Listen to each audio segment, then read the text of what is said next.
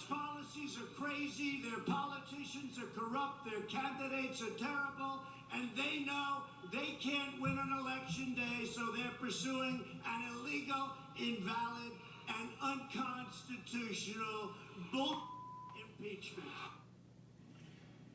He's using that word a lot more often these days. That was President Trump last night slamming the legitimacy of the House impeachment inquiry. The White House has been stonewalling the investigation, saying just this week that the inquiry had violated precedent and denied President Trump's due process rights. Here with me to discuss, Alan Hirsch, lecturer in humanities and chair of the Justice and Law program at Williams College. He's also the author of Impeaching the President, Past, Present, and Future. Alan, good morning to you.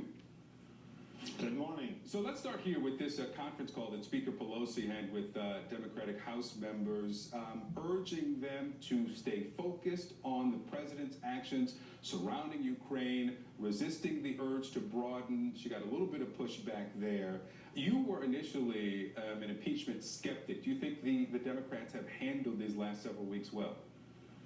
I do. I think Speaker Pelosi has resisted impeachment, and she should. It's a last resort. And typically in a first term, you want to avoid impeachment because the voters can get their chance to impeach the president effectively. And it's obviously preferable when the American people, not Congress, determines the identity of the president. But I think she's right to regard Ukraine as a game changer. And the reason is, here the president's alleged misconduct concerns interfering with an election. And it's obviously problematic to depend on elections to remove an unfit president if the unfitness consists in interfering with an election.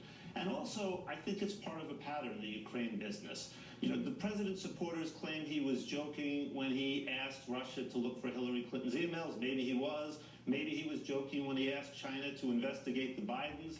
But he wasn't joking when he asked the Ukraine president as a favor to investigate his political opponent.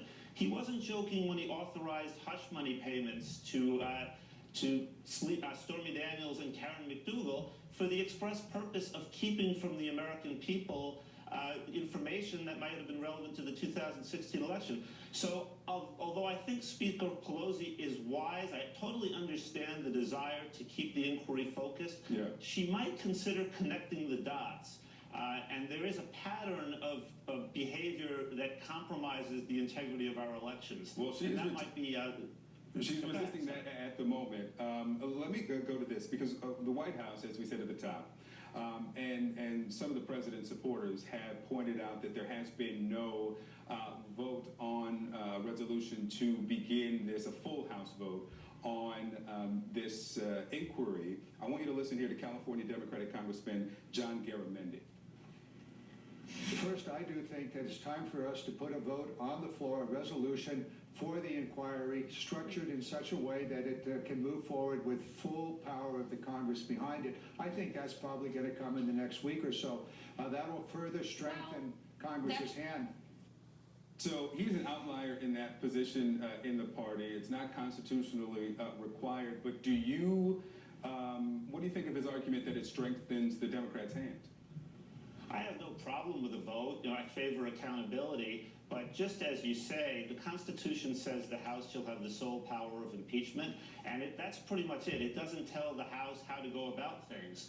And here we're not talking about a vote on impeachment. Obviously, that would be required. We're just talking about an inquiry. And the House can do what it wants, and there's no requirement for a vote. But yes, I agree with the congressman that there would be nothing wrong with one. Let me ask you this, and we teased this at the end of the last block, that you told my producers that you don't think that a president should be impeached in his first term. Explain that. Well, that's what I said earlier, is you want to give the voters the first crack. The American public is capable of interpreting the Constitution. They're capable of deciding whether they think the president has committed high crimes or misdemeanors. And removal of a president via the impeachment process does mean that Congress has substituted its judgment for that of the American people. So there's a presumption against it. When in doubt, don't throw them out. But I think that presumption can be rebutted. And I think this is exactly the kind of circumstance where you might impeach a first-term president, where the alleged misconduct concerns interference with the election process. Alan Hirsch, thanks for being with us. Thank you very much.